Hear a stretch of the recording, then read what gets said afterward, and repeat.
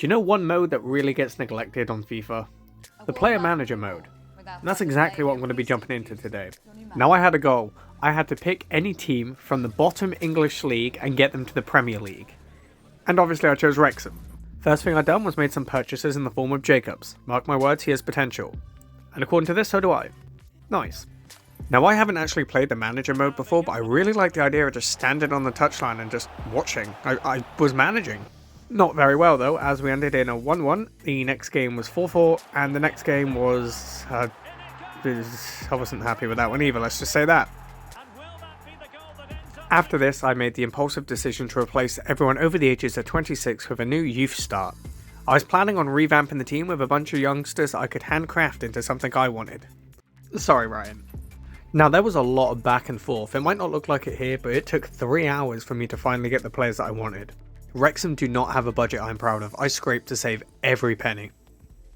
There were a few deals like this one here where I was actually surprised that he accepted. We were going back and forth and I was kind of being annoying. I could have paid what he wanted, I just didn't want to. However, speaking of ambitious, Anderson. Oh my god, this guy. This kid.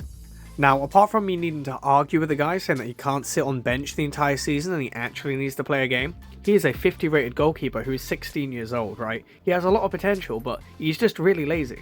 And lazy people are the worst. I know, I am one of them. But I ended up signing him for a wage of 350, so even if he is shit, it's not too much out of pocket. But I was convinced he was going to be something special. My third purchase. A striker.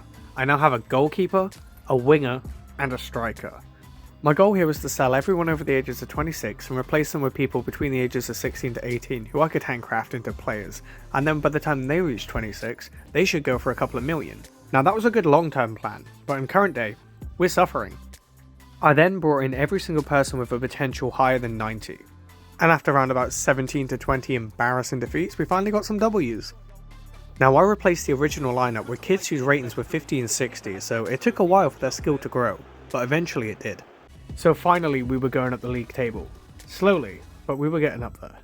The only problem with the team was the defence. The goalkeeper wasn't brilliant, the defence would always fall short, but we were always scoring goals. And that was mostly due to Jacobs, so that was a good purchase in the end.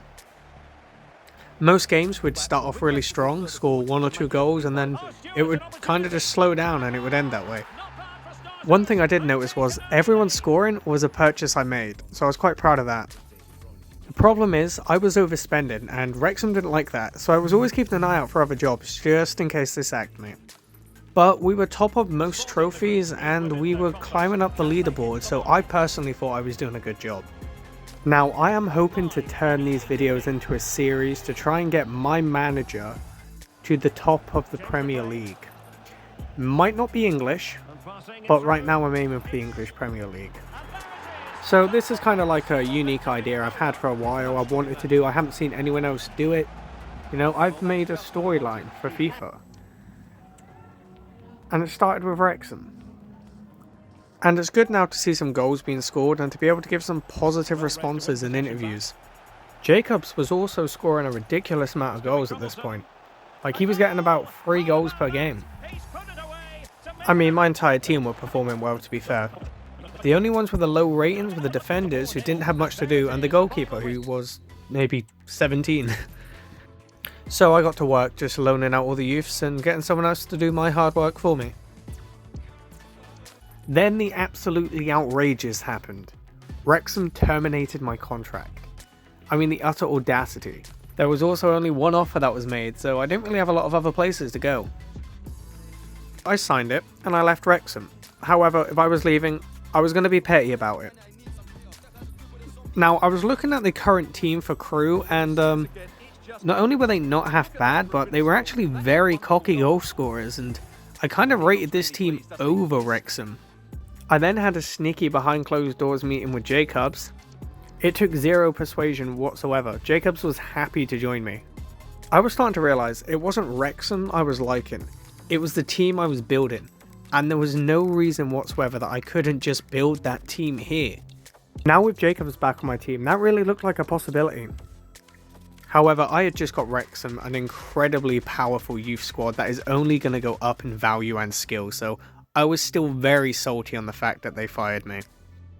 And to add insult to injury, I am now too far down the leaderboard to get a promotion or probably even end up in the top 5.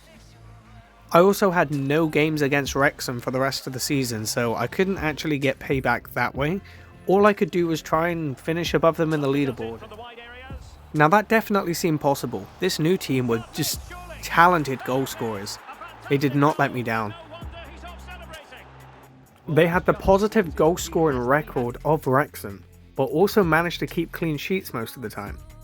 Jacobs was also the second top goal scorer of the league, and he now played for me, so all the goals he got from Wrexham, they counted for me and my team.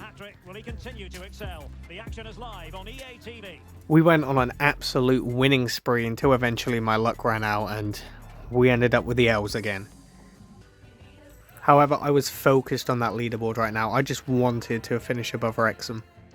Sadly, there's not much I can do this season, and if you are interested in me doing the second season of this where I can hopefully get promoted and get back at Wrexham, so hopefully in the next season, I'll be able to play against Wrexham directly, and I'll have a full season to prepare my team. And the thing is about this team I've got now, every single one of them are young lads, exactly what I was trying to create in Wrexham. So the team I have now should only go up in value and skill.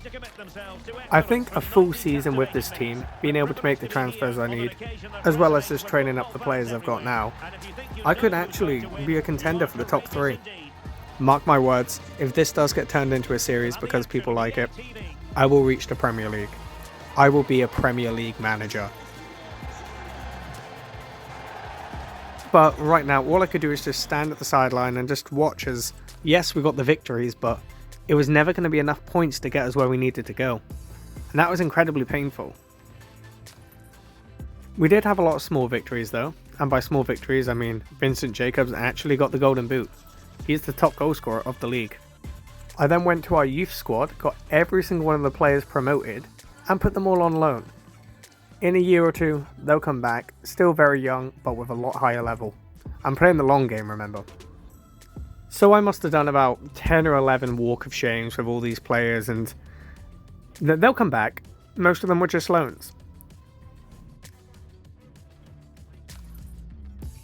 And there we go, I had to end the season with the biggest L I've ever seen. We finished 9th in League 2. Hopefully next season we can actually fight for the top 3 spots. We did join this team halfway through the season and it did take a while to find my footing, but I think with a whole 12 months, something else could happen.